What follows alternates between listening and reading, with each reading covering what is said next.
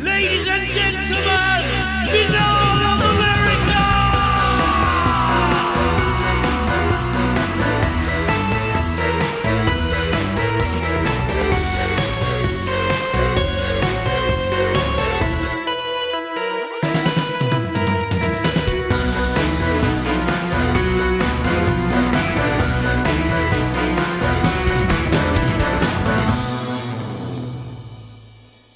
And now, ladies and gentlemen, your host, Tim Binnall. No commercials, no subscriptions, no network, no rules. And at the end of the day, my friends, no comparison. Welcome to another edition of BOA The Revival.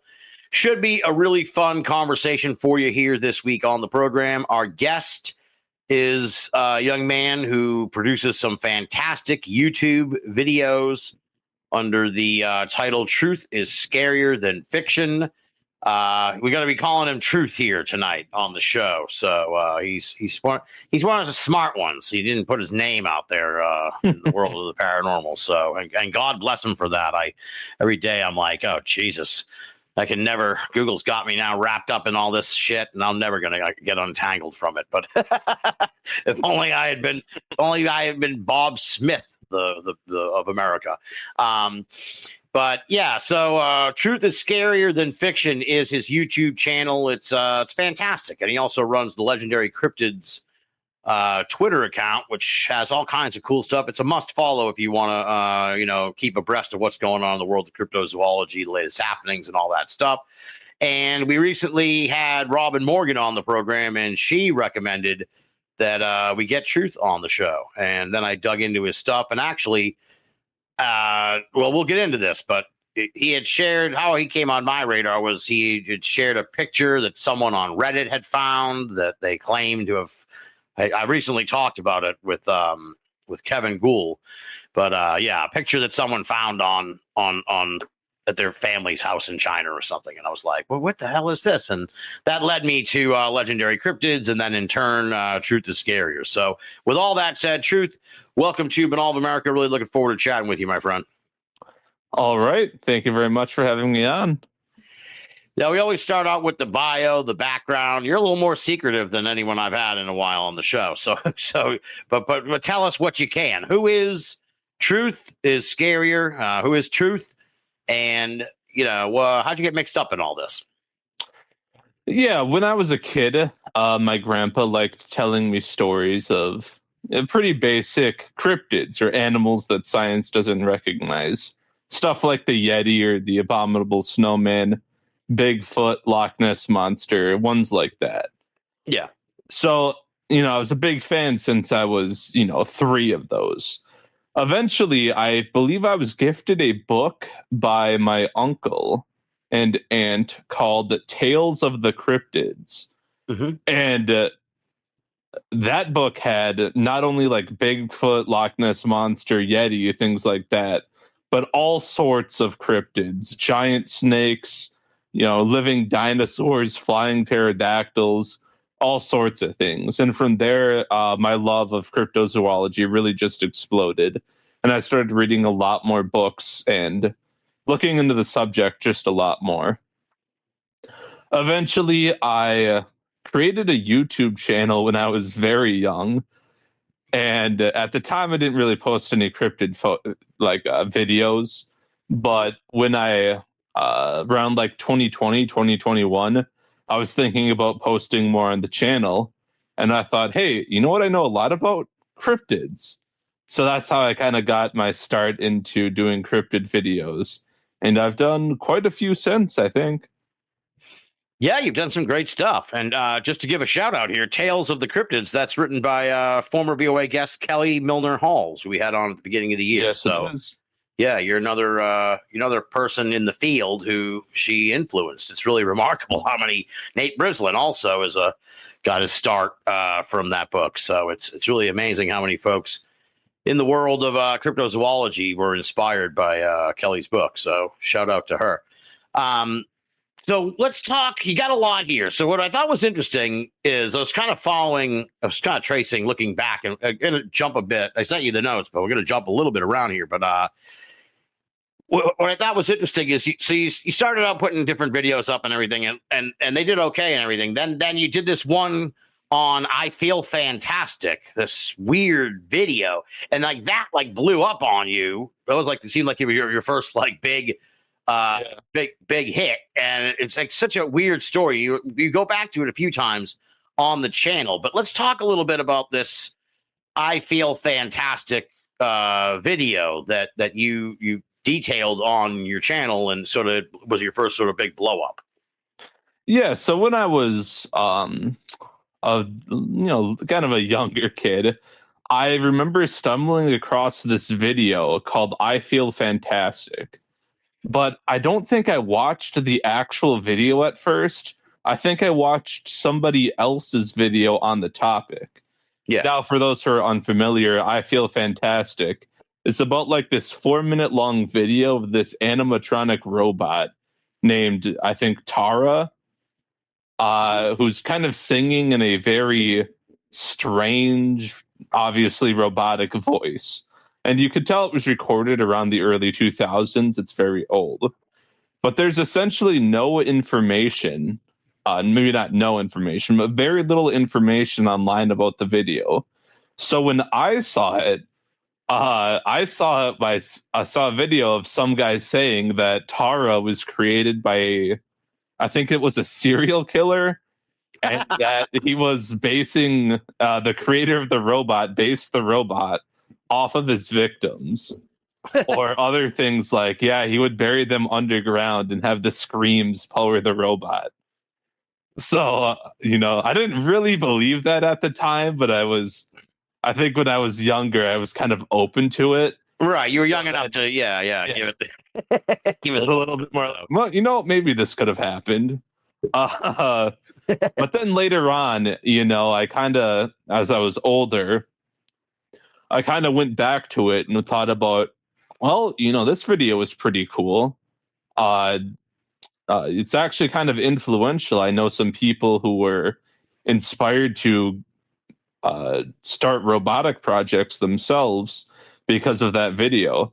So I wanted to try and dig into it a little bit more and see, why the creator made Tara in the first place, and then why he kind of left the internet completely. So that was kind of what catalyzed those projects and those videos. And so this is like something that some guy had just uploaded to YouTube back in the day, essentially. It's from what I remember, he uploaded them initially to like his own website, almost pre-YouTube, I think. I think he uploaded them as like MP3 files or MP4, some very like early videos, just format, Yeah, like a real player or whatever. Yeah, real player, like 2002. And then some other guy took that video, uploaded it to YouTube, and removed like all the context the original creator had, and then replaced that with like a paragraph talking about, the creator. He wanted to make the perfect woman, and this was it. His Pygmalion. And I think that's probably why stories about, serial killers started going around afterwards. Weird. So it's like one guy's weird video that sort of took on a life of its own and became like an internet urban legend, essentially. Yeah, you kind of made a robotics project, didn't really finish it, but had some stuff out there. And then, over time, it kind of got stripped of the context and, just exploded in this urban legend. Does the guy know? Is he even around still? Does he have any idea that his weird video like became like this weird, even weirder internet thing? It's very difficult to tell. There's a video online of some guy or a girl trying to contact the creator about like 10 years after the creator had left the internet altogether, actually. And he seemed like very like upset, like, I don't want to talk about this. I don't have time for this. When they responded to this, which is understandable because at that point, the stories about him being a serial killer had started to circulate on the internet. Yeah. So it seems, I remember reading posts about maybe him having to private social media about 10, 11 years ago because Oh, people would like go into the comments and be like, why'd you kill all those women? Why'd you make a killer robot? Which, is understandable, but unfortunately, that means that by the time I started making live videos, he was basically, I think, either off the internet completely or just completely anonymous, which is a shame because, I think he had a very interesting project making early animatronic videos, singing videos, and then uploading them online. Yeah. It's weird. He's like a weird kind of pioneer in a sense, especially since it took off. It was like it became kind of like viral in a way. So it's remarkable. When I first saw it, I was like that. I didn't even necessarily believe that it was a robot. I thought it might have been a person like wearing a mask. But then I guess there's other videos of him like putting it together or something, right? Yeah. I think he was active on some early robotics forums. He was like a part of some projects, but there's videos of him putting like different wigs on it. She even sings a couple different songs, I believe, because he would like program her to sing different things with some early text to speech program. Yeah. He must be loving this new. He's probably like, It's I don't have time for all this. I'm like in real robots now. He's probably like working for iRobot or something. That's crazy. Yeah, it's a creepy video though. I can see how if you strip it of its context, it can be even creepier, and then people could easily convince someone else that it's like, oh yeah, this guy he lost his mind after he made this robot and everything. Now you're not just a cryptid enthusiast; you're a cryptid and lost media enthusiast, which is really interesting. As I said, we had Kevin Cool on recently, and we spent a long time talking about the missing thunder, or I don't know if we don't know if it's missing, but the Thunderbird photo mystery, in a sense. I guess talk a little bit about your interest in lost media, because in a sense, the I Feel Fantastic is kind of like a lost media piece in a sense, or at least the context was lost for a while, but. Yes, just talk about your interest in that.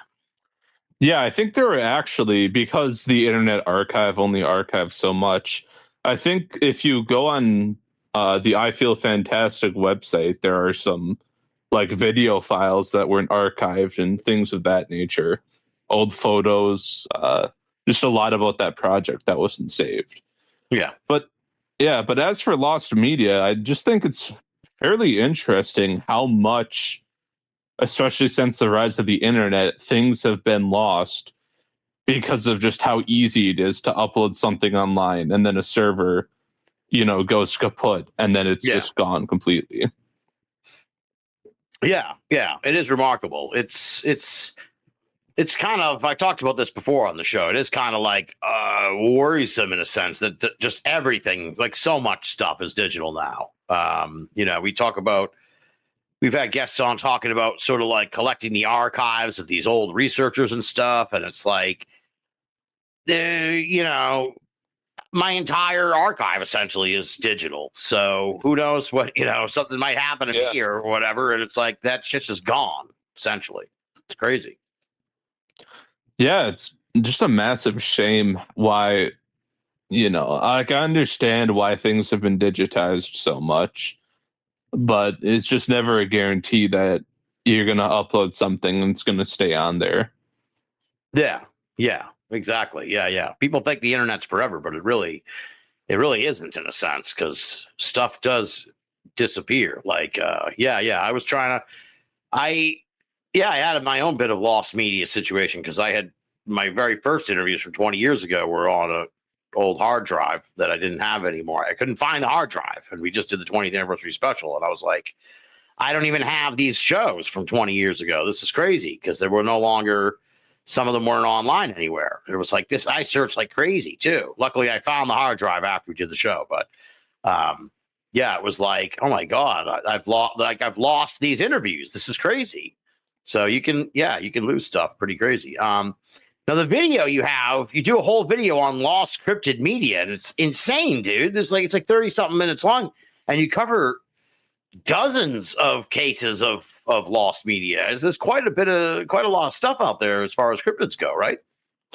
Yeah, that was actually, I did some earlier videos on the topic as well, and that weren't quite as, polished. But yeah, there's just a lot of topics. I remember very distinctly, I remember reading about the Thunderbird photo in like 2020, 2021. Mm-hmm. And then I remember reading about a giant lizard photograph like shortly afterwards, maybe a month after. And I kind of thought to myself, that's weird. There's like two cases of cryptid evidence supposedly existing but going missing. I should start a document like keeping track of this. I might be able to make a future video about it once I get like 5 or 10 examples of this. Well, it turns out there are more like 50 to 100 examples of this. And it's just been absolutely massive amounts of stories of this evidence becoming lost. And the crazy thing is, a lot of it's like pre-internet stories as well. So that makes it that much more difficult to try and find these. Yeah, it's interesting because it's like, by their very nature, these would be some of the most fantastic photos and pieces of footage that you could imagine. And it's like it's not like a family vacation video that's kind of like, all right, well, no one beyond the family really cares. This is like these are some of these things that are described are like groundbreaking, like great pieces of footage and everything. It's really kind of like astounding. The one that really stood out to me was the Lucky Star Casino Bigfoot. What's the story behind this? Yeah, that's one that's really has just a not as big of a lore backstory as the Thunderbird photo, but it's very prominent. The story goes that around 2000, I believe, there was a security camera outside of a casino in Oklahoma, kind of watching the back, kind of watching the dumpster. Yeah. And that camera one night captures this absolutely massive 8 foot tall Bigfoot, essentially, like walking up to the dumpster and then, either rifling through it, looking for food or something, or just walking by it. And, obviously you can fake pretty much anything, even in the 2000s. But this video, by the few people who have allegedly seen it, is said to be like the real deal, one of the biggest pieces of, footage or the best pieces of footage of Bigfoot ever, just because of the scale of it. Yeah. You need to have like an 8 foot tall guy just to match the proportions of this thing. Now, for whatever reason, it's been said that the tribe that owned that casino wanted to keep the footage secret. I guess they didn't want people hunting it. They thought it was, or it might have been like sacred to the tribe. So only a very few select amount of people have ever even allegedly seen it. And then we don't even really have proof that it exists, unfortunately. Yeah. Now, how do we even know about this story in the first place? I'd have to track down who talked about the story first. However, I think what made it rise to prominence is that it was featured on one of those like monster hunting or mystery shows on the Travel Channel. Okay. And I think I put some of the clips in the video. Like a recreation. But they had a recreation of one of the people who allegedly saw it. Now, unfortunately, the people who have allegedly seen it tend to disagree on the details. So I don't know what that says about the plausibility of this footage existing. But there have been multiple people who have claimed to see it. This is crazy.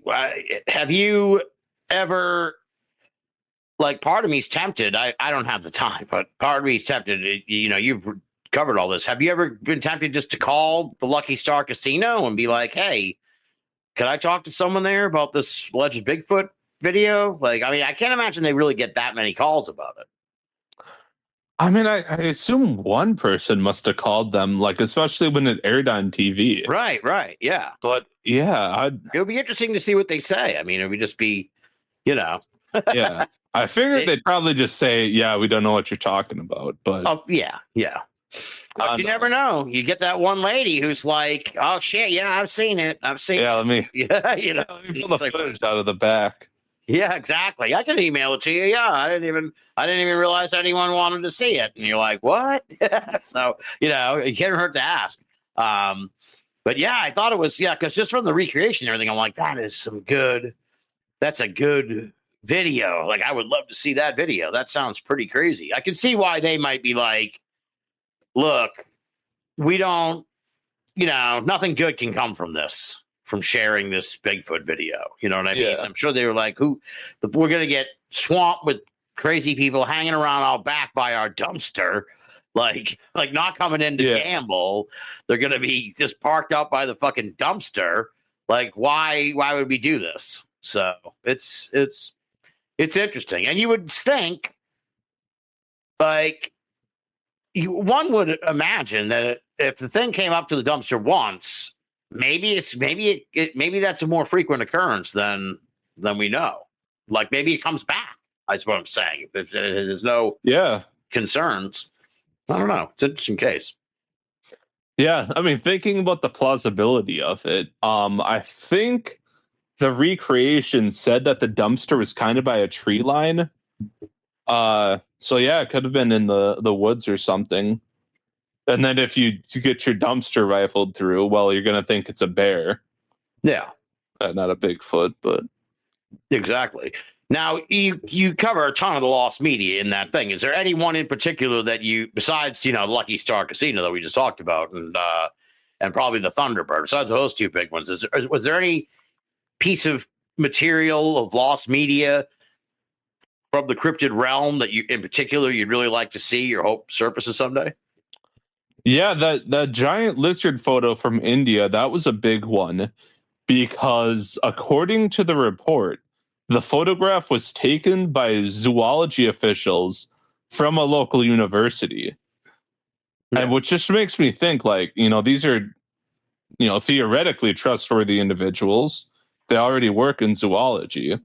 Right. But at the same time, if they had an 18-foot long photo of a photo of an 18-foot long lizard, why didn't they release it? Why wasn't it on every page of National Geographic back when the story dropped, Right. Well, what is the story? What's the background on this alleged photo? The source we have is a German newspaper called Bilk. Not a newspaper, more of like a paranormal magazine. Okay. That unfortunately doesn't have a lot of details, but it says forest officials in Andhra Pradesh, I believe, captured a photograph or maybe even photos of an 18-foot long lizard in the region. Weird. Interesting. And how long ago was this? I think it was about 1986. Okay. So that's another photo you can't really find searching the internet, but right, exactly. Yeah. That's well, what are your thoughts on the Thunderbird photo? That one's another tough one. The thing that makes me doubtful of it is that the first mention of the Thunderbird photo comes from an article that just straight up gets details of the original newspaper story wrong.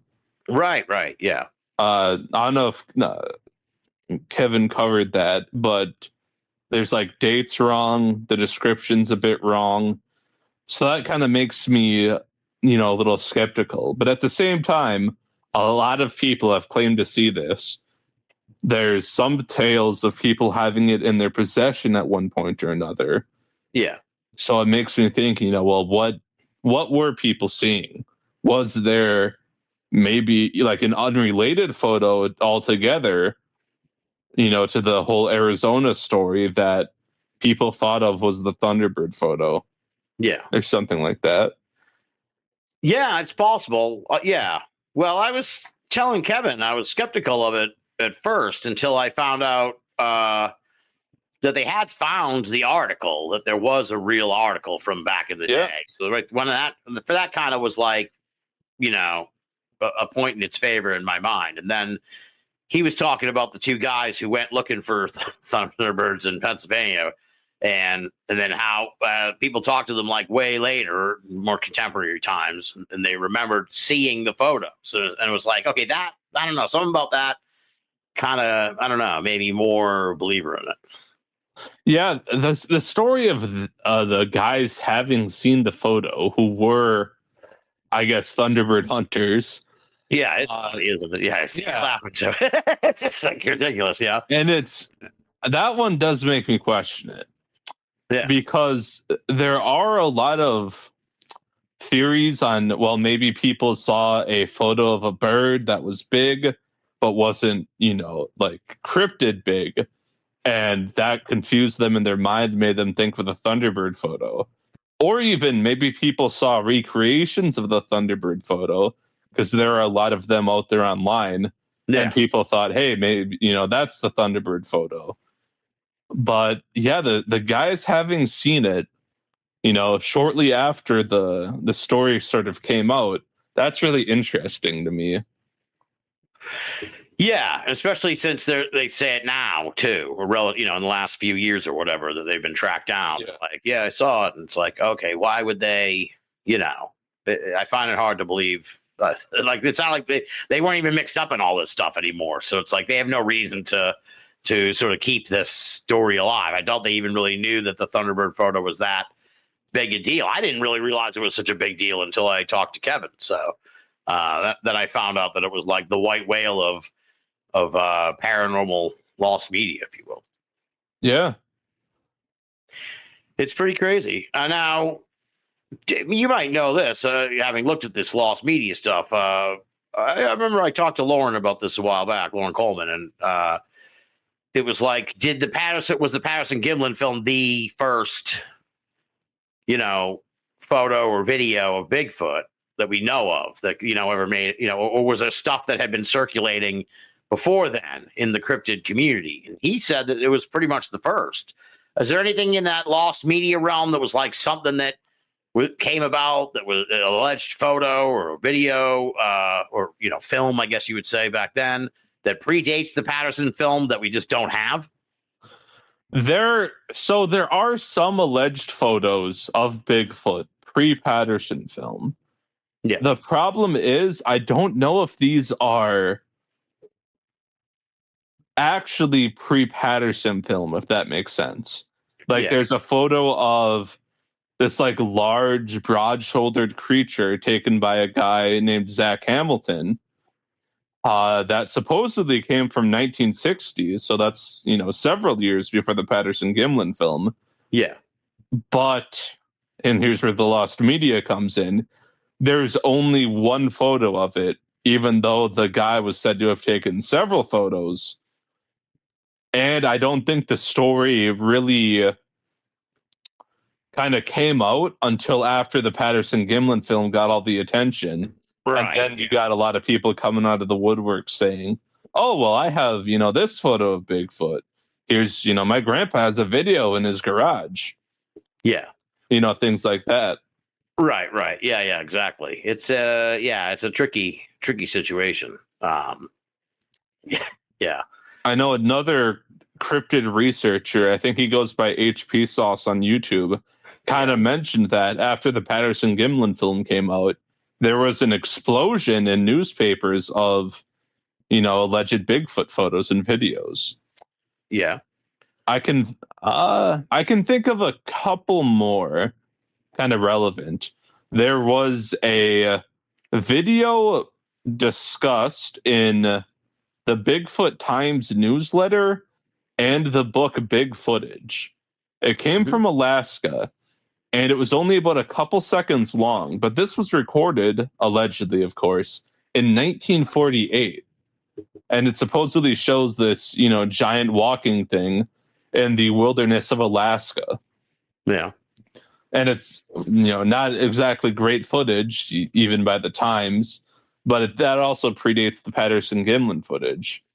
And the other one the conspiracy one allegedly came from 1894. What? Yeah, so this is There's a decades conspiracy before, yeah, half a century before Patterson Gimlin film, more Yeah. than that, and decades more than like even the very earliest Bigfoot photos. Yeah. Well, what's So the story with this? Is a conspiracy involved with it? so the story goes that in 1894 somebody shot Bigfoot up in Canada. Yeah. Very sad for Bigfoot. Uh, it's like a couple, maybe like a set of photographs was taken of the body, right? Yeah. And on the back of the photographs, there were some details written. However, for whatever reason, the Hudson Bay Company didn't want these photos to get out. It's kind of speculated that, maybe they didn't want any interference with the fur trade at the time, or just something like that. They didn't want the land to be, protected or anything. Yeah. As kind of like, late 1800s, early 1900s. That was kind of when we started becoming a little bit more environmentalists. Right. Driving, killing a million buffalo or whatever. So, Right, exactly. Yeah. Yeah. so the Hudson Bay Company said, we're going to keep these photos quiet. But some guy snuck in with a 1890s camera and took a photo of one of the photos. And that's the only one we still have. And it does show this creature kind of lying in the snow next to a like snowshoe for scale. Really? And this is still circulating around? This is something I could find on the internet? Yeah, it's the 1894 Bigfoot photo. All right. Interesting. Okay. Wow. All right. I never heard of this. 1894 Bigfoot photo. Yeah. So anyone watching, listening right now, look it up on your phone like I'm doing. Oh, yeah. I filled it right in. Okay. Oh, yeah. I see it. Weird. That's really interesting. All right. Yeah. So for the folks who aren't near a computer, it's like it just looks like a something all dark in the snow. Something like a big fur covered thing, like a big fur covered bipedal looking thing face down in the snow. So it's interesting. I'm sure people have done a lot of deep dives into what it, the details of it to see if they can kind of figure out what it is. It's an interesting photo, that's for sure. Now, here's where the shoe drops, unfortunately. Uh-oh. There's no, as far as I can find, there's no record of the photo until the 1980s when I believe Janet and Colin Board wrote a book about some Bigfoot evidence, and that's the first mention of the story, almost a whole century after. And that's where we get our information from. Wow. So that's the origin of the story, is this couple's book in the 80s? Yeah, I think they were looking to put together a book on early Bigfoot evidence. Okay. Maybe not early Bigfoot evidence, but just Bigfoot evidence. And they had the photo in their book. Yes. I've not gotten to read this book yet, unfortunately, but that's where I see people pointing to as the source for the story and the source for the whole cover-up thing. So I assume they were sent it in, like somebody sent it to them, because they were, well-known figures. So if, hypothetically you had this in your possession, you'd probably send it to them. Yeah. Weird. That's really interesting. What was the name of that couple? Colin and Janet Board. I think the book is the Bigfoot Case book. Interesting. I've never heard of these folks. I wonder what became of them. Yeah, that's a wild. See, now that makes me skeptical of the whole story. That's interesting. Yeah. Well, you touched on this. Actually, I was thinking this too about lost media. I don't know if you're aware of this. Lauren mentioned this. That actually, I don't know if it was Lauren. I had the guest on. I don't have the book in front of me now. He wrote the book on the early Bigfooters. It was either him or Lauren who mentioned that there was additional stuff with the Patterson film. Apparently they had filmed additional, not necessarily the Bigfoot, but I think maybe they filmed the tracks or something like that. And then that never, that somehow got lost, right? Yeah. So there's a whole saga for this, and there's three main points. The first point, which you mentioned, is because Patterson and Gimlin were in the area filming a documentary. They needed B-roll, right? They needed to get nature shots. And if you look up the full Patterson Gimlin film on, I think Wikipedia has it, you can actually see that they put the camera on the back of a horse, just kind of take shots of nature, shots of them, riding horses through the woods. Pretty, natural stuff if you're going to make a documentary. Well, after they get this reel done with the nature shots, and then right at the end they catch Bigfoot, there's also a reel where Patterson is making casts of the Bigfoot prints themselves, filling them in, getting the plaster casts out. And as far as I know, this reel has never been located. That's crazy. It's crazy to think that. Well, here's I guess in a sense, this kind of tripped me up with the Thunderbird photo when I was talking to Kevin, and it's with a lot of this stuff. I mean, I guess the Lucky Star Casino I can kind of give a pass to because that's a business, and they might have different motivations and stuff like that. But to me, it's remarkable that this stuff can even get lost, because it's if I had a picture of Bigfoot, I would definitely fucking make sure I had a copy of that picture of Bigfoot. You know what I mean? I feel like it would be it would go everywhere. I would have a ton of them. I would, even if it was back in the day as a Bigfoot researcher or whatever. If I had managed to get a picture of Bigfoot, I would send it off to all the other people and be like, "Hey, check this out! I got a picture of Bigfoot." While saving the original or whatever. Funnily enough, that does lead into another point about the Patterson Gimlin film. There's a conspiracy that Patterson and Gimlin that day shot a bunch of different Sasquatches, not with a camera, with a gun. Yeah, and basically massacred. Yeah, the local species, and that there's photos and videos of this that have never come out for obvious reasons, because you'd look kind of crazy shooting a bunch of endangered species like that. Yeah, and this theory is obviously very controversial for obvious reasons, but it is another kind of out there. I guess it's a good reason to never release it, but I would say I probably don't think those videos exist. Yeah, if you were fighting off some Bigfoot, who would have time to film it in the first?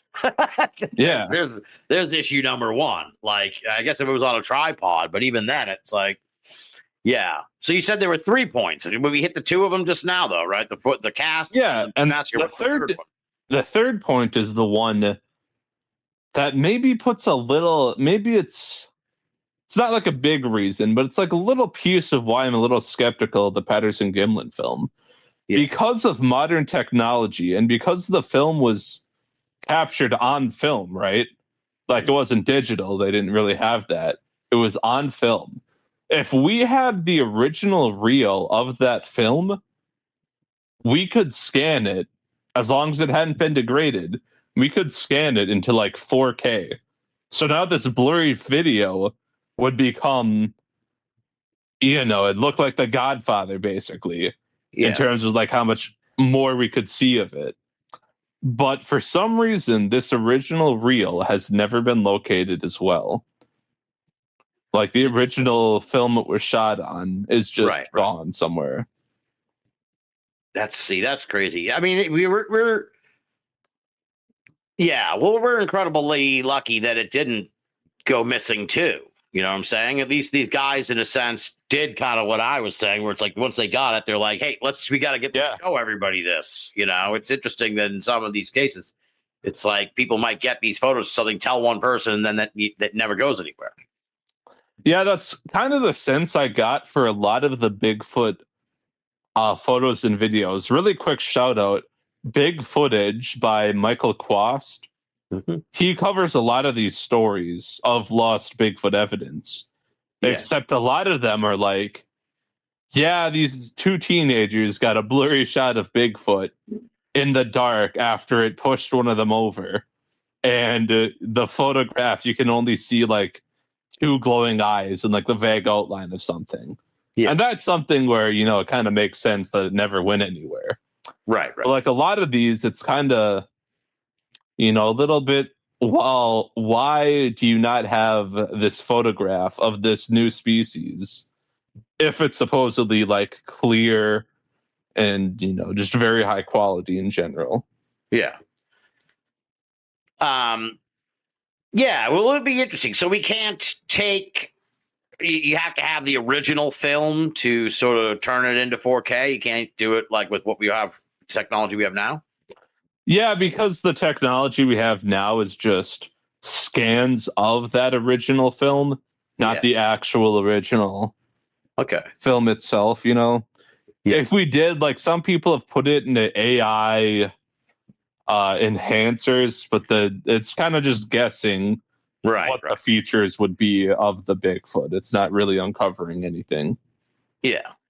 Well, do you have a take on the film? Because I'm more of a believer than a disbeliever. So, but I guess I wouldn't break it down in percentages, but I'd say, I guess I will. 80% I believe. The other 20%, it's like, it's almost just too good to be true. Like, it's just too perfect.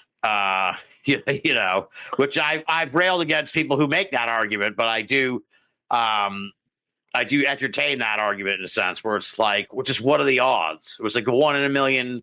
You know, that's the only time anyone's ever gotten, you know, what the very best possible evidence you could get. You know what I mean? It's just like, this is it's crazy that it happened. So I'm like, maybe, you know, it's almost hard to believe. But what's your take on it? Yeah, I think the primary thing that gets me about the Patterson-Gimlin film is that, assuming the film is real, you know, why haven't we gotten another film of that quality, right? And you know, people have argued, well, you know, they were on horses, they were deep in the woods, you know, they kind of snuck up on her. But here's a Bigfoot who, and if you like zoom out on the video and look at it, Bigfoot's in the middle of the day, you know, broad daylight, walking alone through a large, not valley, but like uncovered area, right? There's no tree cover. Beach. Yeah, it looks like a beach. There's no tree cover. There's no, you know, objects. There's no shade. There's nothing. And it kind of got me thinking, like, well, if Bigfoot behaves like this, we probably would have gotten, you know, another video that makes like sense. that eventually. Because I've looked through dozens and hundreds of Bigfoot videos and photographs. And a lot of them, you know, Bigfoot is obscured in some way. It's walking in the tree line. They're walking behind rocks, walking behind trees. Yeah. Kind of peeking out from something. So it kind of makes me think, well, you know, why was this one in such a open area while most of, at least, the other ones were not? Yeah. No, it's a great point. Yeah. Yeah, the only thing I could think of is maybe it was, you know, really in its own environment there, but who knows? You know what I mean? Like, maybe. I feel, you know, they barged in on its turf. Maybe the massacre theory is real. That's why we haven't seen another one. that was the last one. They were like, look what happened the last time we were filmed. Never again. Spread the word. Now, I mentioned this in my rambling intro at the beginning of the show, but what probably should have just led with this, because now people are like, what the hell are you talking about?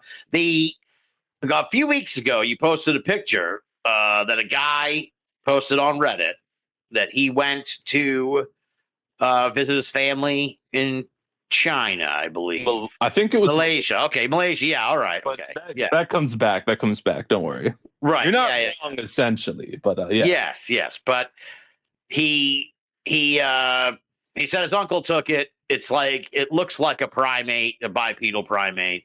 And then he's like, yeah, but we don't know if it was from Malaysia or China. That's where the confusion on my part came in, because he's like, the whole story was super vague. You want to shed a little more light on what I just set up in a way, and give me your thoughts on that? I mean, what did you think of that? When I saw it, I was like, holy shit, this is really great. Yeah. So the story goes that he's at his aunt's house, right? And his deceased uncle was a traveler who spent a lot of time between Malaysia and China. Now he's looking at this photograph, and in like the left part of the photo, you can see what appears to be, and another person said this kind of like a skeptical way, but it kind of looks like maybe an early walking with humans kind of thing, like a Homo erectus, Australopithecus, very early human that's like all covered in fur, Mhm. And you can see one and maybe a couple more of them on the left side of the photograph. And it's a very interesting photo, because in China and Malaysia and like Indonesia especially, there are a bunch of different cryptids kind of described like that. Sort of like Bigfoot, but maybe a little bit more human sized, maybe even resembling more archaic humans. Yeah, like a lost offshoot. Yeah, like a not like a missing link, but like a different member of the human family tree, basically. Right. Yeah, exactly. Yeah. That somehow broke off and still exists in some. I don't necessarily rule that. I mean, I've heard that theorized for like the Bigfoot up in the Pacific, like up in Canada, in the real wilds of Canada. I've heard it theorized that it's not necessarily like a ape per se, but it's like a breakout or a breakaway species of human or fam related thing. Yeah. It's interesting. Due to his aunt, I guess, not wanting him to rifle through his uncle's things, allegedly, he wasn't able to get like great photos of it. But he did take a couple other photos of it from like different angles and things like that. But yeah, it was just a very interesting story, and I don't think he's posted anything about it since. He like answered a couple of questions people had, but that was about it. Yeah, the whole thing was good. Just a fascinating story, I think. Yeah, it was really cool. It captivated me for a few days when I saw it, but it's like it's very frustrating because the guy, I mean, he had a story and there wasn't much to the story, but and then it never went anywhere. You know what I mean? And it's like, okay, well, all you have is the photo and the story, right? Yeah. You don't really have any. You can't go any further than that. Yeah. We have this photo, but it's not exactly 4K, and we have the story, but even if it was a true story, well, we don't know where the photo was. We don't even know what country the photo's from.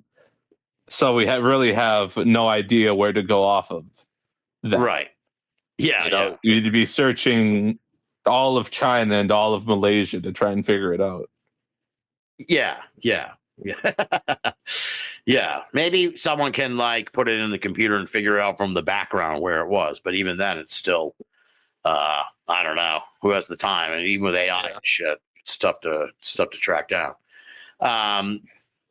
Now, a big running theme over at Truth is Scarier Than Fiction. And folks, the YouTube is youtube.com/ mine has /C/ Truth is Stranger Than Fiction. But just put in Truth is Scarier. Truth is Scarier Than Fiction. You'll find it on the YouTube. But one of the things you have a running thing is this is the cryptid iceberg. Is this something you created? And talk a little bit about this whole concept. Yeah, so one of the early things I did with my channel was kind of when I was getting into cryptids, was I just collected every cryptid I could think of and find into one big spreadsheet. And then I just started like covering them kind of briefly, Mhm. maybe just one, just 10 to 20 to 30 per video. And just kind of going from the most well-known cryptids like Bigfoot, you know, Loch Ness Monster, Yeti, down to like the really obscure ones that most people hadn't talked about. Yeah, it's you mentioned obscure cryptids. So, what do you have a particular favorite obscure cryptid that might blow people's minds that they haven't heard of yet? Let me think. There's a lot. There's a lot of go-to ones, but one I do like because the story took place in the U.S. and because there's a lost media case attached to it is called the Cat of Many Colors, Interesting. which was from the state of Tennessee. So the story goes that like 1996, there were some hunters who shot this big cat in Tennessee. Yeah. Now, I think at the time, uh, there weren't really any big cats in Tennessee. Mountain lions had gone extinct locally. So there's not really, many other things it could have been. But they described this as let me pull it up here, golden brown body patterned with black stripes and spots, blood red head and paws, a red line running from the back of its head to its tail that was also red. Weird. So here we have a red colored, big cat the size of a cheetah. Yeah. Now they take a photo of this, but, and going back to your reasons of, well, we can't release the photo, they were poaching, like absolutely. And they just shot an endangered species. Yeah. Yeah. Was their line of thinking. So they just never released the photo publicly. Weird. And how do we know about this story? Unfortunately, we know about it from a friend of a friend. I believe Carl Schuker, a British author, wrote about it first, but he knew about it from, I think, a guy named Brian Long. Okay. Because Brian claimed to have seen the photo before it was sold to someone else. Yeah. And that's all we have of it, of the story. Weird. Yeah, very obscure cryptid and just very odd. Because I don't believe there's any other sightings remotely like that of a red-colored big cat in the United States. Yeah. Yeah, that's weird. That's a weird cat. I want to see that cat. Now, my friend Carac St. Laurent, he made a movie. I forget the name of the film. That it was called Release the Something film. It's like a film of allegedly the Lake Champlain monster that some dude has and he won't give to anyone because he wants a bunch of money. That's sort of the thinking behind it. You familiar with the Bodeck film or something like that, right? Bodetta Folter film. Okay, yeah. Let's talk about this. What's the deal with this film? So around the early 2000s, some guy was on a boat in Lake Champlain. Now, like Loch Ness, Lake Champlain has a lot of reports of this giant unidentified lake monster in it, going back many years. So this guy's taking a video, and you can see this big thing come out of the water. It looks like a long neck you can kind of see, kind of under the water, maybe right on the surface. And this video is available online. The only problem is there's only like 3 seconds of it available online. Yeah. And you can only very briefly see the animal in the video, or the whatever it is in the video. Yeah, yeah. Now, early 2000s, 2010s, we had a lot of monster hunting shows. I mean, we still do. that was very much like the heyday of, TV in general, Yeah, yeah. where cable was still very popular before a lot of things moved to streaming. Mhm. So the possession or rights of the footage get sent, or like, I guess, entrusted to a lawyer in New Jersey, right? Now, this lawyer says, he's kind of thinking, and he says, yeah, we can release the full footage, we can sell it off, but I want six figures for it. If they're putting, hundreds of thousands of dollars into these monster hunting shows, I want $100,000 for this video of a monster. Right. I hate to break it to this lawyer, but they're not. They're really. Yeah. These shows aren't. I don't know the budget for that, but yeah, they're churning out these shows fast and loose because they're fucking cheap to make. I know people that have been on these shows. They don't get paid.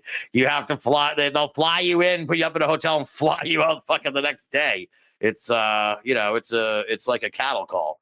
But yeah, okay. So this guy's he's still holding on to this film essentially now today. Yeah, except we know from one guy who allegedly saw the video. Yeah. And yeah, the video is not released anywhere. But this one guy claims that he saw the whole thing and that it's the big one. Like, this is a $100,000 video where you can see this like giant turtle-like monster come through the water. And like clear footage, still a little blurry because it was a 2000 video, right? But up here it is. Chuck Pogan supposedly is the guy who saw this video. Okay. And yeah, he claims it's like a large turtle-like creature, and that Chuck actually tried to give the guy money for the video, but the guy was like, no, that's not even remotely enough. Jesus. We need someone to fucking buy this video. It sounds amazing. Yeah, I wish I knew the contact info for that lawyer. Like, I'd reach out to him. Yeah. Just gotta, like, you're not, you can charge however much you want, but you're not making any money if you're sitting on it. Right, exactly. Yeah. Yeah. I mean, it would spread like wild. Like I was going to say, like he could probably post it online for like a price, but as soon as it got out there, it would like spread like crazy, and it would be like the Patterson Gimlin film. It's like everywhere. I think I don't even know who owns the. Technically, I think someone said like Renee Hendon or something, but I don't know who technically owns the copyright to the.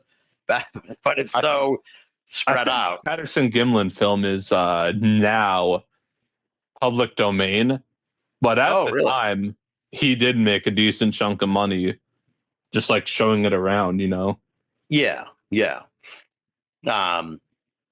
So yeah, it's interesting. The Bodette film, right? That's what it's called. Yep, Bodetta Folter. A Bodetta Folter? Yeah, I think that's named because of the two guys that are in the boat. Ah, okay. Interesting. All right. Yeah, that's a great story. I got to get Karak on the show to fucking talk about that because, yeah, he made a whole movie about that movie. So I don't know if you've seen that, but now it was interesting. So I'm looking at your things, and I saw that Mysterious Cryptids of Antarctica like blew up, dude. You had like over 1 million viewers for that. It was like unbelievable. Why do you think that one took hold so well?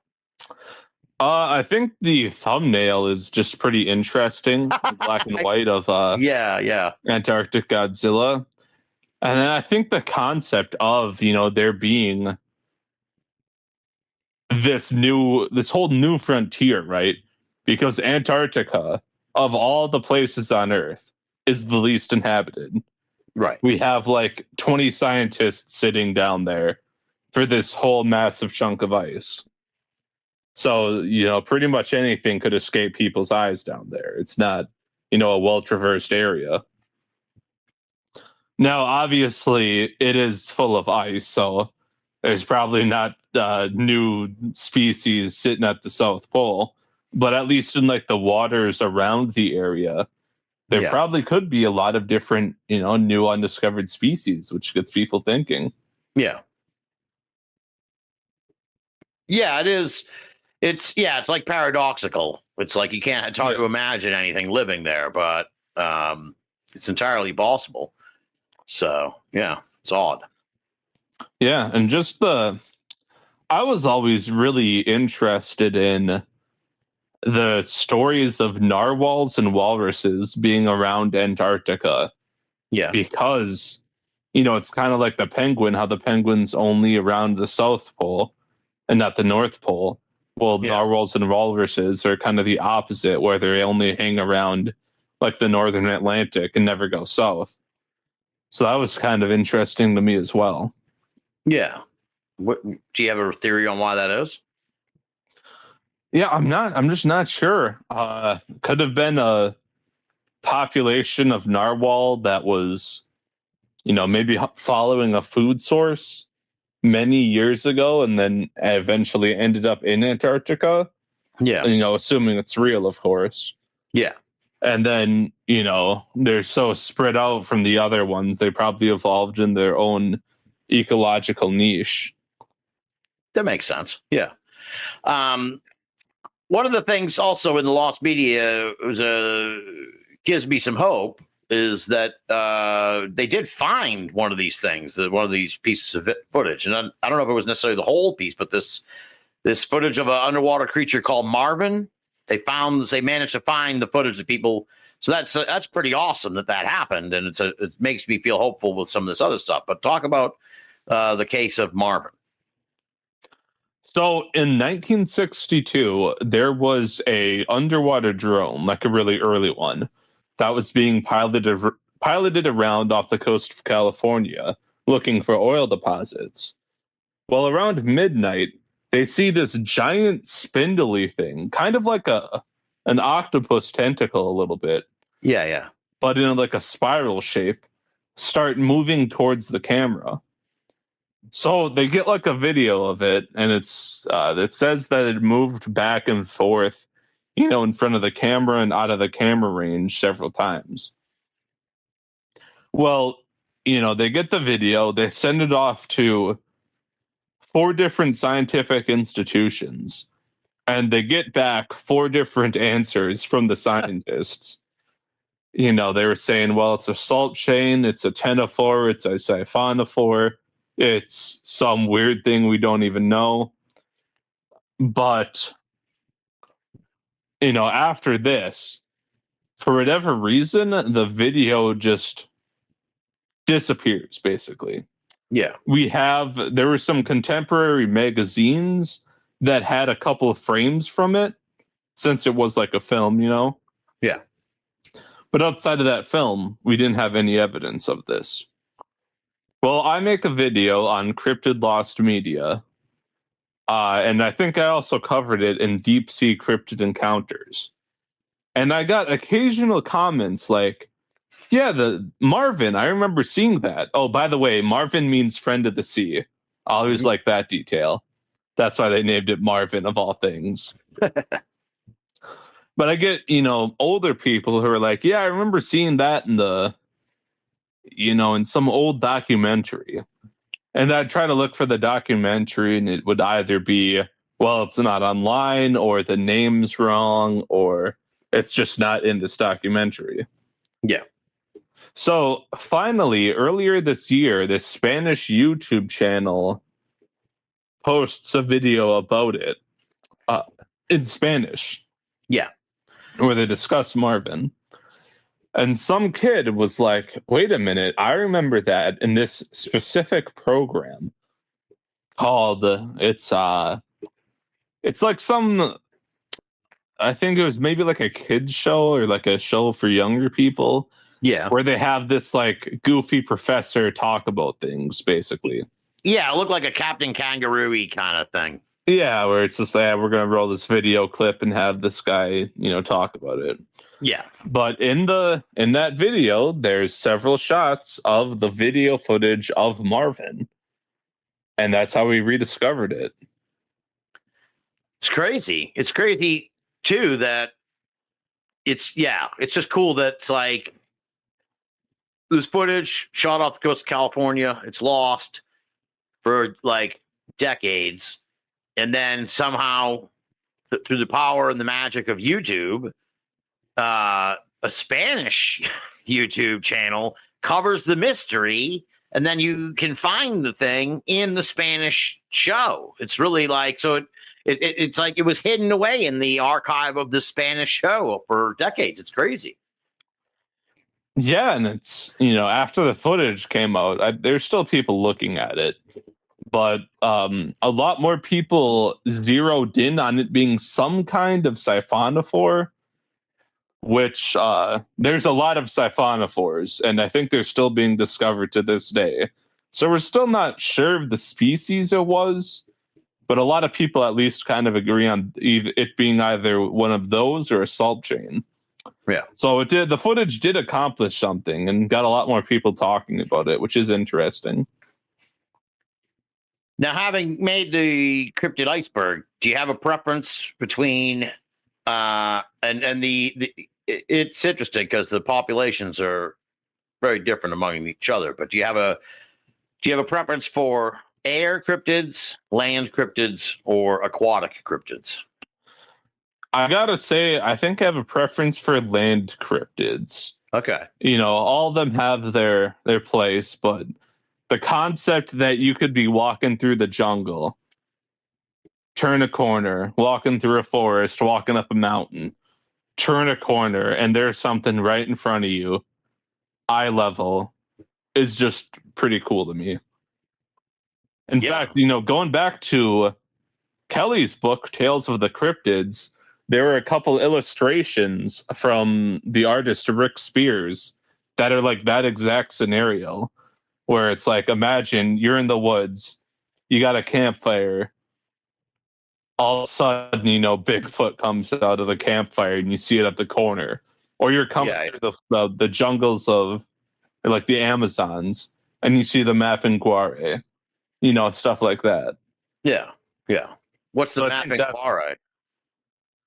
The Mapinguari is a South American cryptid. It kind of pops up in a number of countries. Okay. But it's initially described as like this very vague, large creature. Yeah. In some of the earlier newspaper reports we have of it. And the name's applied to like a lot of different things. It's, kind of used as a word for like giant, like a giant humanoid, kind of used for like a giant primate, kind of like Bigfoot. Yeah. Too, But in like the 1990s, a ornithologist or bird scientist named David Oren was in the area. And he had been talking to a guy about the Mapinguari. And I think that guy directed him to another guy who had supposedly seen it. Well, David and this guy get talking, and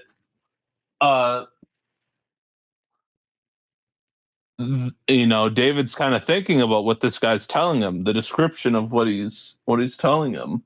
Yeah. And he's thinking, wait a minute, this sounds like a giant ground sloth, a species that supposedly went extinct 10,000 years ago. Right. But this guy's given me a pretty good description, large bottle-like footprints, very tough exterior skin, covered in fur, kind of like a more horse-shaped face, like a more elongated face. Yeah. So that theory kind of took off, and a lot of people now consider that, maybe this Mapinguari, or at least some of the sightings of it, were inspired by people seeing giant ground sloths that somehow survived into the present day. That would be crazy. I love Yeah. the giant ground sloth. I wish it was still around. It's it was formidable. Yeah, and the interesting thing about that is the Mapinguari wasn't like the first giant ground sloth cryptid either. Really? Yeah, around like the late 1800s too, there was a scientist who's claimed to have found like a very recent piece of ground sloth skin in, I think, Patagonia. Weird.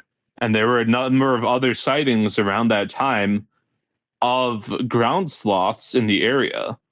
And then there have been a couple of reports from early explorers, or at least legends collected by early explorers of other ground sloth like creatures like the Segami or the Yemish too. Okay. And all these predate the Mapinguari, like even the theory that the Mapinguari is a ground sloth too.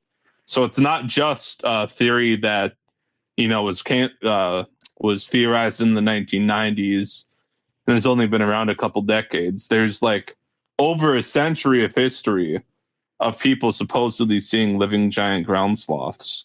That's crazy. Yeah. Yeah. Wow. You wonder if this stuff's out there. I hope it is. It'd be awesome. I do It really too. would. Yeah. It's that kind of reminds me in a sense, and you mentioned this on your Twitter a few days ago, and it was something that Kevin and I talked about briefly, and that's the idea that the early settlers of America, well, you mentioned Thomas Jefferson, I think, but they thought maybe there were mammoths still around, and that the they could be found in the western part of the United States as we got out there, right? Yeah. Jefferson and a lot of people at the time didn't really think of extinction as, something that could happen for whatever Yeah. reason. So when they started finding bones in like the eastern US of giant elephants, well, they assumed that giant elephants are still out there somewhere. Right. So Jefferson was looking through a bunch of stories and he found, various tales of animals or creatures in folklore that he thought were people seeing like living mammoths. For example, there was one of a giant moose that supposedly had some sort of arm coming out of its shoulder that Jefferson thought was a description of like an elephant, and that arm was its trunk, Yeah. And I think the most interesting of these reports is from a guy named David Ingram, who was a sailor. I think he was a British sailor. And he was fighting the Spanish down in Mexico, probably like privateering or something like that. Either that or maybe they were just, sailing around that area. But either way, Spanish Mexico was not a good place to be if you were a Englishman, because they had a very not friendly relationship. So David and his crew get stuck in Mexico. Their ship gets ambushed, something like that. It sinks. They swim to shore. Now, they're in Mexico back in 1567. Yeah. There's not a lot between, in terms of English cities, English areas around. Right. The closest one is in Nova Scotia. So quite a ways away. Yeah. So David and a couple other guys start walking there. Now, the other guys, I think, give up eventually, but David actually makes it all the way up there. What? So he gets rescued, and he's illiterate. Like he just can't read, can't write. So other guys start recording his story of what he saw during his travels. Yeah. So he describes, like a lot of very odd things, like, cities of gold, and, the natives have, all this cool stuff, El Dorado, basically, type things. Yeah. But he also says that they saw elephants fighting horses in the interior part of the U.S. What? Now, Wow. at that point, elephants and horses had both been extinct in North America for many years. Yeah. But according to David, he saw them, and not only did they exist, but they were fighting each other. That's crazy. That whole story is crazy, dude. Like he walked from Mexico to Nova Scotia. That's like how many? That's like thousands of miles. Yeah, I think it took him multiple years. Holy shit. And it's astounding that he even lived. Yeah, like how do you... I mean, I guess if you're a sailor, you probably know how to get around even on land. Still, dude. Still, Yeah. like that's one of the greatest stories I've ever heard, like just of human survival. Like, who gives a fuck if he can read or write? Like, he can walk from Mexico to Nova Scotia. Like, that's insane. What's the name of this guy? David Ingram. Yeah, I'm gonna look this up. Wow, that's really wild. Yeah, Jesus. Wow, that's a crazy story. I'm just astounded he could even like. I feel like at some point along the way he would have run into some kind of trouble and gotten killed. Like, it's astounding that he made it back. That's crazy. Yeah, I think at least one guy retraced his theoretical route and found that it was possible. Yeah. Now, he was using like modern technology, but he did reach there, and he did it in less time than it took David.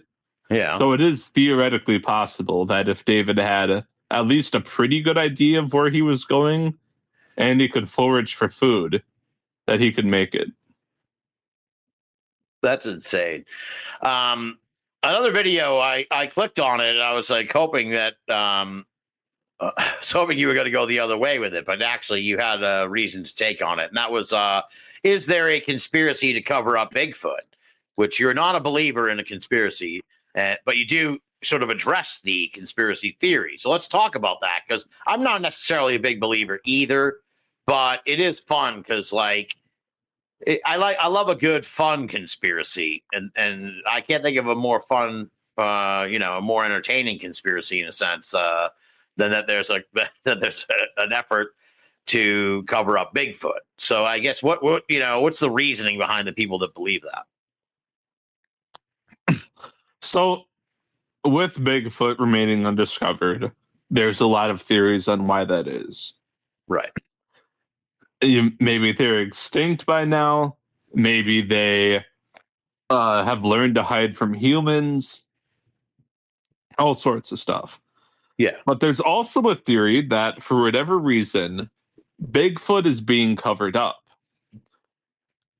Now, there's three main entities that are blamed for the Bigfoot cover-up. And it's not just the government. One of them is the church, as I've seen some people, this one isn't very popular, but I've seen some people claim that, well, what if Bigfoot's the missing link that proves evolution?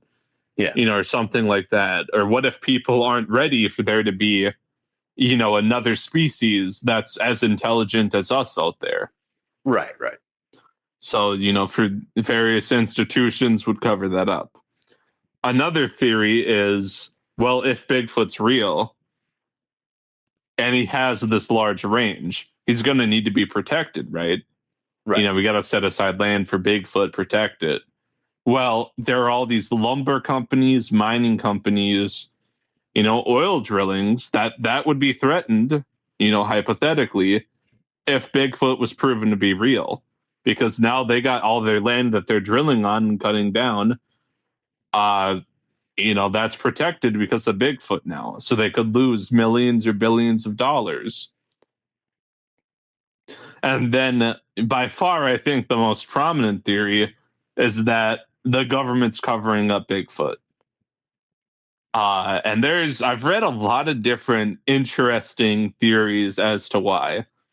Anything from, like I said earlier, the public isn't ready to know. I've read, well, the government would lose millions in revenue because people would be too scared to go out to national parks. Bigfoot's connected to aliens. Bigfoot's connected to missing disappearances, and the government doesn't want people to panic. Just stuff in general of that nature as to why, Bigfoot is being covered up. But like you said, I am highly skeptical of that happening. Yeah, I find the religion one. I feel like we could throw that one out right away because it's like what. Most churches accept evolution. It's not really a.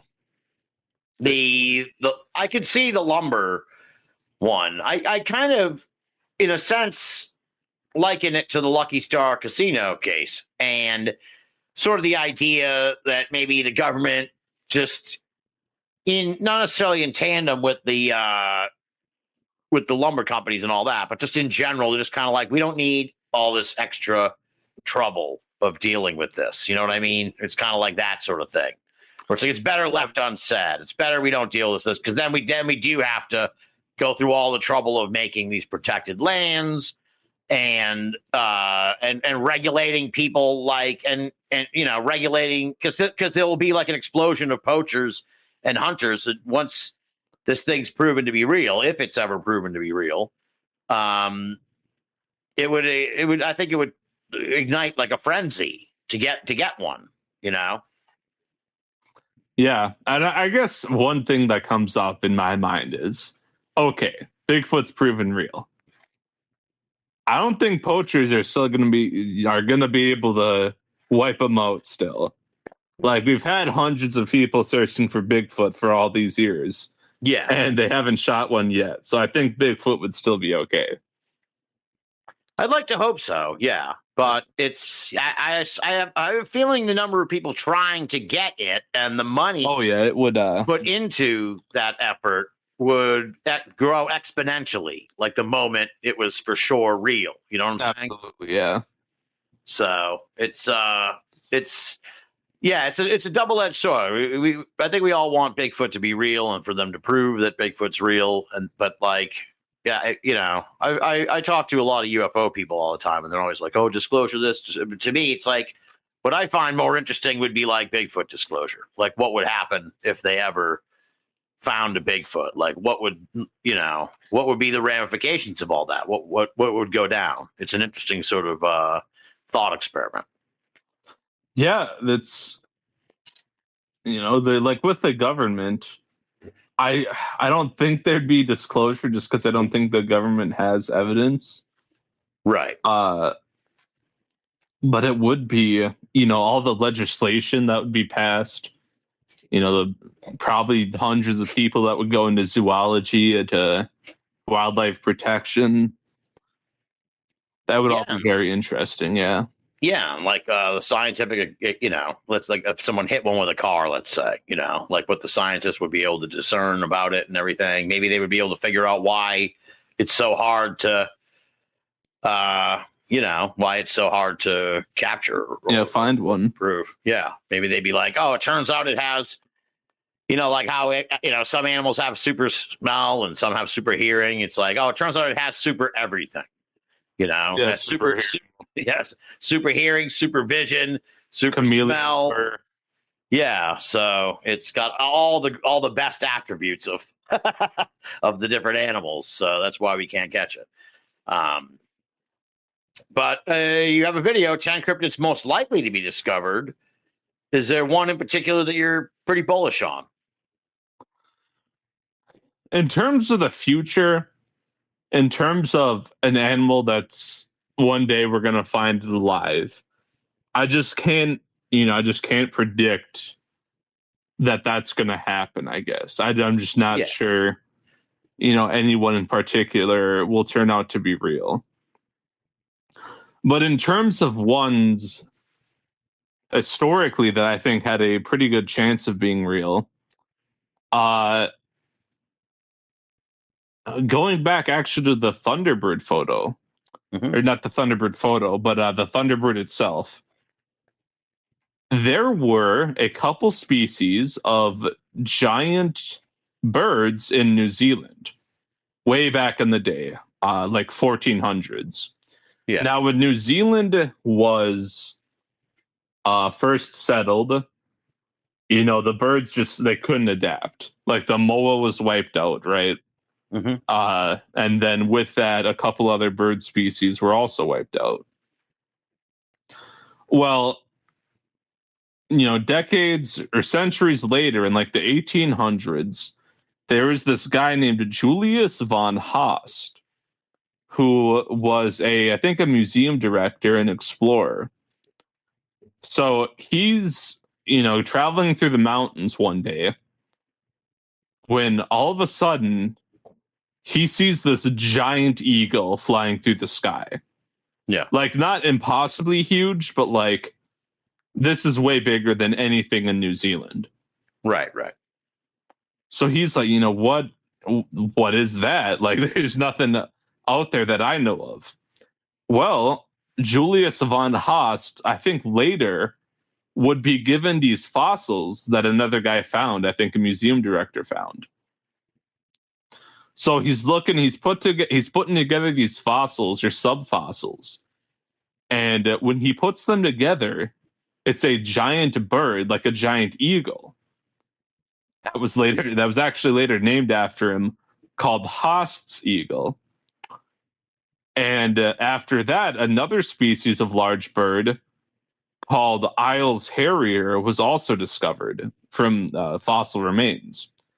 Now, as far as we can tell, both of these bird species went extinct in the 1400s, right?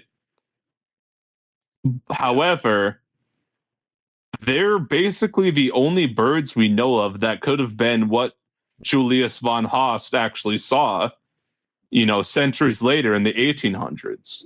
Yeah. Because he didn't just see that giant bird in the mountains, but he also says that after he had made a fire one night and he was laying in his tent, a giant bird landed by him, kind of walked into his tent, looked at him, and then flew off. What? Weird. That's strange. Yeah. Another story, a different explorer shot two giant birds similar in size to the ones Haast saw, and then claimed that he ate them later on. Jesus. Which, unfortunate for science, but it's kind of funny. Yeah. Well, you have a video on there that's cryptids that were eaten. I assume that was featured in that video. I'm not sure if it was, because I do want to cover Haast's eagle in greater detail eventually. But that one was really one that I was like, that's just a cool story, especially since the guy that supposedly, or not supposedly, the guy that discovered the species from fossils, the guy the species is named after, he allegedly saw the species that had been extinct for hundreds of years. Yeah. It'd be like a paleontologist seeing a living dinosaur somewhere. Right. Yeah. Or a couple of Bigfoot researchers who happen to stumble upon one out in the middle of nowhere, California, and then they film it. Yeah. And take a video. Yeah. That's it. That's always, I'm going on a Bigfoot hunt later this year, and it's like, imagine if I ran into Bigfoot and I actually photographed or filmed it. It's like, no one would ever fucking believe me, dude. No one would ever believe me. They'd be like, well, of course Binnall fucking made this up. So, but I hope I still do. Be awesome. I had a couple more questions. I'll get you on your way. What's your take on it's? I feel like this is kind of controversial in a way, because it's like, is it a cryptid or not? I'm talking about Mothman. What do you think of Mothman? Yeah, Mothman's an interesting case. I kind of think it's on the edge. On one hand, it's like Mothman's more of a supernatural entity. Right. Like the whole, uh, the whole, it only appears for a couple years. It's connected to this bridge, so it supposedly predicted the bridge collapse. All these things, the UFO connections. Yeah, there's a lot of lore attached. Yeah. A lot of lore attached to it. On the other hand, there have been people who have suggested that Mothman is just a giant owl of some kind because it's similar. It is a flying animal. It's got, red glowing eyes, and some owls have that. And there have been a history of, giant owl stories and lore, and reports of giant owls in that area too. Interesting. All right, giant owl. It's entirely possible. Yeah, well, that's. I think that's kind of the conundrum of the Mothman in a way, where it's like, if it's not a supernatural creature, it's some kind of misidentified regular creature. You know what I mean? So it's like, it's hard to relatively, I think. You know what I'm saying? Yeah, it's it's often suggested that it was like an owl of some kind, I know. But at the same time, well, there's all these, you get into the lore, like you said. Well, an owl doesn't explain the premonitions, the collapsing of the bridge, the UFOs and stuff. So it's right. I don't think it's a perfect explanation, but certainly some of them could have been an owl. Yeah. Well, I'm like also one of those. I'm a bit jaded because I've been in this for a long time, and it's like, some people, I don't particularly, I guess they are cryptids, like new species that discovered, or sort of like things that they say are out there, but they can't find. But the cryptids really like, okay, it's an antelope, but its horns like go a different direction or whatever. It's like, okay, that's not really that thrilling to me. Or it's like, oh, it's a deer, but the spots are all like lines and so I don't know, diagonal or whatever. You know what I'm saying? It's like that. It's a unique species of something, but it's like, all right, but that's just pretty much another kind of deer, right? But I'm a bit like jaded like that. Yeah, I think there's certainly cryptids that are more exciting than others, but I think even some of the like the more down to earth ones, the more, well, this is just a slightly different species ones, they can still have interesting stories, if that makes sense, right? Like, for example, there's one called, I believe it's Thermozodium asadi. Sorry, Thermozodium asaki. Okay. Now, this is a tardigrade, which, if you don't know, it's like a very tough microorganism called a water. Yeah. Okay. Yeah. All right. So, and there's like a lot of them. I think there's a number of different species. Is it also microscopic? Yeah, I don't think it can be seen with the human eye. All right. We obviously have like pictures with microscopes of it. Yeah. So it's like, okay, well, a new species of that makes sense. Well, in 1937, this German guy was, I don't want to say on vacation, but he was in Japan for whatever reason. Yeah. So he's looking through some, I guess, slides or however they find new species of tardigrades. And he finds this one that has 6 legs with 6 claws on each one of its feet, or 8 legs with 6 claws on each one of its feet. Yeah. So, that's, nothing to set the world on fire, but, it's certainly different from any other species they had. Yeah. So he, packs up, he gets the specimen, and for whatever reason, he does not preserve it at all. It's gone. Yeah. So it's like, well, they could find another one, right? Well, unfortunately, the only area that the specimen was known from is a single hot spring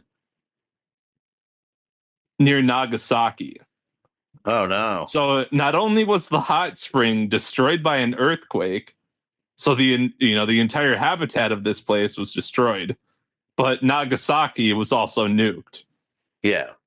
So Damn. now, yeah, so now whatever this thing was, it's very likely gone forever, unfortunately. But it's just like a odd story of, well, it makes sense that we didn't find the species yet, considering the place got hit by an earthquake and then nuked.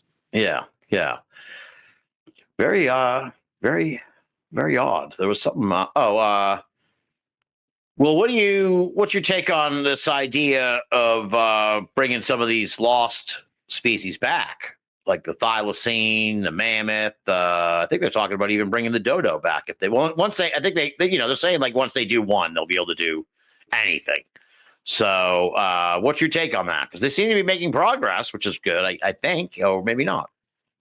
Yeah, I've looked into that a bit. I'm not a paleontology expert, but I think what they're trying to do right now is not clone the species, but like genetically modify existing species so that they look like those species. Right, If right. that makes sense. So it's not Yeah. like a actual DNA clone.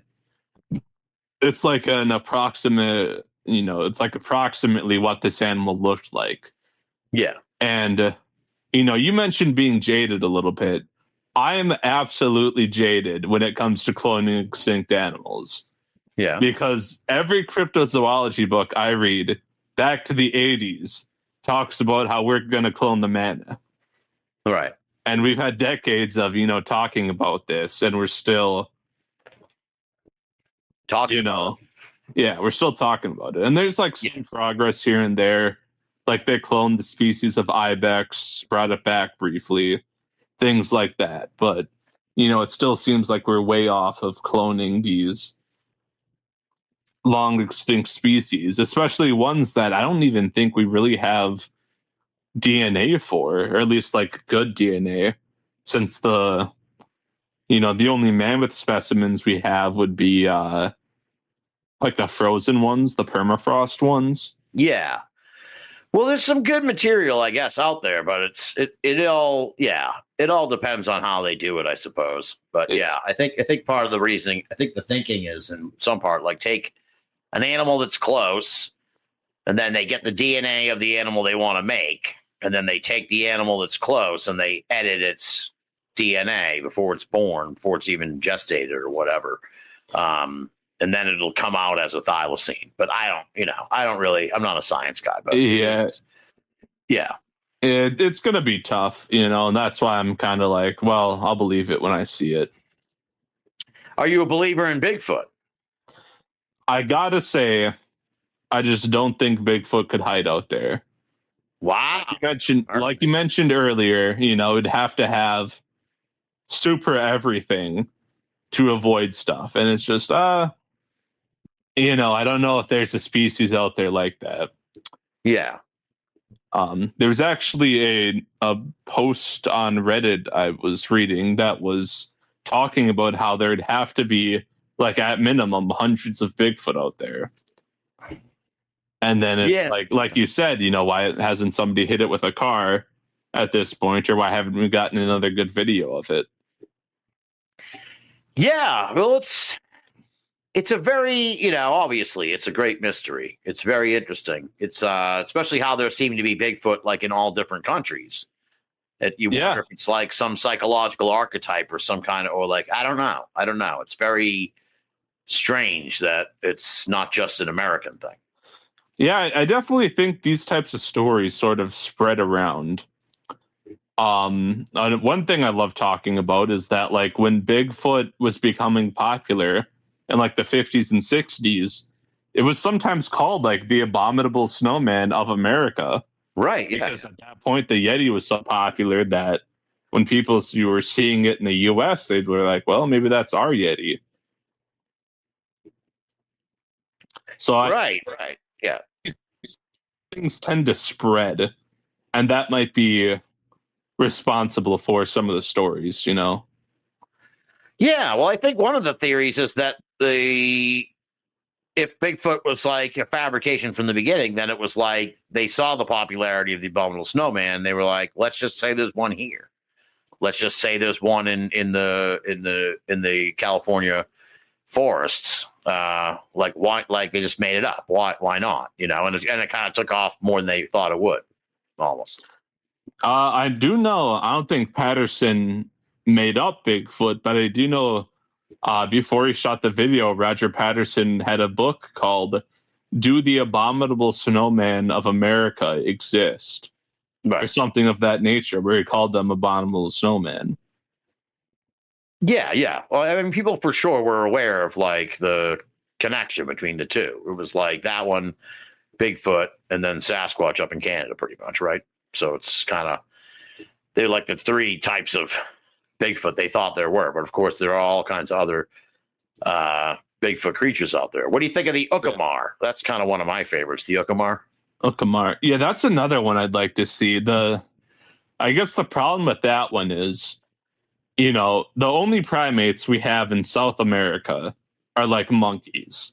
Yeah, because the monkeys floated over on like logs and stuff and started a colony here. Yeah. And, you know, the primary theory for Bigfoot is somehow Bigfoot crossed the ice bridge from like Asia or Africa or whatever Bigfoot's ancestors came from and crossed over into America. Well, then, you know, how did one of these upright, tall, hairy ape things get all the way from Asia through the land bridge all the way down to, I think it's Uruguay that the Uckamar is from, Venezuela, Argentina, maybe? It's definitely in the Argentina area because that's northern Argentina. Yeah, yeah. Well, it could, it could also be a bear. Maybe like even an undiscovered type of bear. Yeah, but yeah, I guess that's my problem with it. That we just don't really have big primates in North and South America, besides, you know, us. Yeah, yeah. Well, it's well, you know, look at David Ingram, dude. If anyone can make the journey, the Uckamar, he can just take some tips from David Ingram. What about I interviewed Adam Davies a lot in the early years of Binnall of America, back when he was primarily dedicated to tracking down the orang pendek. He's since branched out into a whole bunch of other stuff. But I was really bullish, and I still kind of am, about the orang pendek. I feel like that one is one that maybe we're gonna get someday, that maybe we might end up it seems like had the best chance of being found. Now you did a video, Lauren mentioned this actually when I asked him about the orang pendek. He mentioned New Guinea, and you have a video suggesting that or talking about this idea that the orang pendek is in New Guinea. Maybe you're thinking of the thylacine. Oh wait, yeah. I'm sorry. Yeah, that's all right. I completely botched that. Yeah. We'll talk about that. Yeah. I got them mixed up. I'm sorry. It's been a long night, folks. On the end of a long week. So okay. Well, before we let's pause on the thylacine. Let's go back to the orang pendek. What do you think about the possibility of them, of that being a breakthrough? Definitely a plausible cryptid, just because of the size of it. You know, it's not something that would stick out, you know, super eye level, something that'd be hard to miss. It is something that, you know, it's not super tiny, but it's small enough where, you know, it wouldn't immediately be found, right? Right. And there are, you know, various species of ape in the area, so or primates in the area, so it definitely could have had, you know, ancestors or relatives there. Yeah. I would say I'm a little less, you know, bullish, like you mentioned, because there have been multiple searches without finding it. Yeah. But it's still a very plausible cryptid, in my opinion. It's still very much up there. Even if it wasn't, or even if it's not still around, you know, we have, I think, quite a long history of that one and then similar cryptids in the area with like different names that make me think that, something could have been out there at the very least. Okay, so now to tie up the other thread we left hanging there, the thylacine in New Guinea. Yeah, that was what Lauren said, and that kind of blew my mind because I was like, well, Tasmanian tiger, you associate it with Australia, New Zealand, and when he said that, I was like, wow, I hadn't heard that. And then I was looking through your videos, and I was like, oh, he's covered this thing that Lauren mentioned. So what's the story with that? Back in 1986, Bernard Heuvelmans, who shout out, he's like the founder of cryptozoology, basically. He's writing an article for the International Society of Cryptozoology. That's just like list of cryptids, basically. Yeah. So in one of the sections, he mentions that thylacine-like animals had been seen in the highlands of New Guinea. That's kind of like the hilly area right on the border between Papua New Guinea and Indonesia, Okay. So that's kind of where it started, as far as I can tell. Interesting. But afterwards, there have been maybe like a dozen sightings of thylacines in New Guinea. And it's not, as known as the Tasmanian tiger, but thylacines did exist there, I think up to 2,000 or 4,000 years ago. Interesting. At the very least. So we do have fossil records that at one point they did exist there. Yeah. And then, since the 1980s and into the 1990s and 2000s, there have been various reports of people claiming to have seen one. And I think even at least one case of lost media, maybe two cases, I think, of alleged photographs of thylacines that disappeared. One of my favorite stories with that is back in the 70s, there were two guys in the highlands that saw like a small family of them come out into this clearing. And one of the guys tried to feed it, but it got scared and ran off. Wow. Yeah. That would have been a sight. That would have been a sight. Yeah, for sure. For sure. One last thing before I wrap it up with you. What about the Homo florens? I've heard theories that the Hobbit beings that they found the fossil remains of, but I've heard it theorized that they may still be roaming around out there. What do you think of that? That one, I've always liked that one. I had a book that I can't remember the name of that talked about a cryptid called the Ibu Gogo. Mm-hmm. That were allegedly like small, very much like the Homo florenziensis, I think, where they are like very like humanoids, but they aren't very tall. And allegedly, the Ibu Gogo would kind of have wars with humans up until the humans got sick of it and drove them into extinction. Interesting. So because there are so many, stories like the Orang Pendek, the Ibu Gogo, I think some other ones, it does kind of lead me to think that, maybe they survived, or maybe they even survived not in the modern times, but in the recent enough times that it inspired a lot of stories and legends on the islands that they're supposedly seen on. Yeah. Interesting. Yeah, that would be pretty cool. Yeah. All right. Well, I've taken you well past the promised 90 minutes, so I apologize, but I've really enjoyed the conversation quite a bit. So, what generally we wrap it up with what's next for you. The show's coming out in September, so, don't plug anything like, don't plug anything for like the next few weeks, but, what kind of stuff are you working on for the autumn, I guess you could say, over at the YouTube?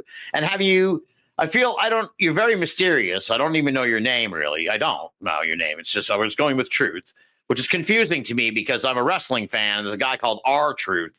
So when I refer to you as Truth, I think of R-Truth, the wrestler. But that's neither here nor there. But so I feel like, and it's funny, I kind of got this impression talking to Robin too, and I can see why Robin recommended you as a guest, because the both of you have this encyclopedic knowledge of these creatures from all over the world, and it's astounding and tremendous and impressive. And I get the impression that you're a young guy. So and it was kind of the same with Robin, in that it was like, are you going to write a book? And I feel like the idea of writing a book is antiquated to the younger folks who come on the show. There's just sort of a long way of saying, like, what are you working on now for the future? Have you considered a book or anything beyond the YouTube channel? Do you run that Wikipedia that's like a cryptid Wikipedia, or is that just something you're a fan of? Yeah, so first, the Cryptid Wikipedia is run by my associate, who goes by Bamias or Crofter number 2. Okay. And he is actually working on a book about South American cryptids as we Interesting. speak. So keep an eye out for that. Okay. I do occasionally contribute to that where possible, or if he needs, help finding like a rare book or something like that. Okay. But he is also very well read in that. In terms of me writing a book, I do remember my grandparents once got me this like Christmas present where it was something like I could write a book, and then they would bring it to somebody to print it and bind it or something like that. Yeah. Except they never got around to doing that. So I feel like eventually I'll try to write a book I'm thinking on the topic of cryptid lost media. That would be amazing. Yeah, that'd be something I'd like to do, because my videos are great. But I'd also like to get this down in print, Yeah. so maybe those videos don't become lost media, and so I can have like go back, find my sources, kind of put all my citations in there, so that people who are looking for this have like a record of where they can go off of all the sources I read, and maybe some idea of where to look if they're interested, or they think, hey, I can find this photo somewhere. Yeah. So that'd be something I'd like to do, especially since with a book, it would give me an excuse to maybe commission more art of these lost photos and videos too. That would be cool. Now, I got to ask, though, dude, are you planning on trying to use the thing your grandparents gave you? Because this is giving me visions of like the Seinfeld episode when he cashed his Nana's checks. Like, I don't know if the thing they got you is even valid anymore, but I don't know. No, I think I'll look into that. Probably go with a third party there. Yeah. And then yeah. All right, go ahead. So yeah, videos. One more thing, because we talked about lost media so much, I am working on a video related to lost media which has been found. So that's the plug. That might not come out for another 1, 2, or 3 videos or 2 or 3 videos in the cycle. Yeah. But that's definitely one I'm working on now with the help of another researcher there. Excellent. All right. Well, it's been great talking to you. I've really enjoyed it. I love what you're doing. I think your work is tremendous. And as I said, you've got an encyclopedic knowledge of this stuff. And honestly, quite frankly, between you and Kevin, it's kind of opened up a whole, and Robin sort of opened up a whole community here of people I hadn't quite learned of, who you guys have kind of mentioned. And I'm like, oh, okay, I'm going to see about like this guy you're talking about, the South American Cryptids book. It's like, all right, I got to track this guy down and get him on the show, because that sounds really cool. I'm mysterious. He's a little more mysterious, but y'all are real mysterious. Yeah.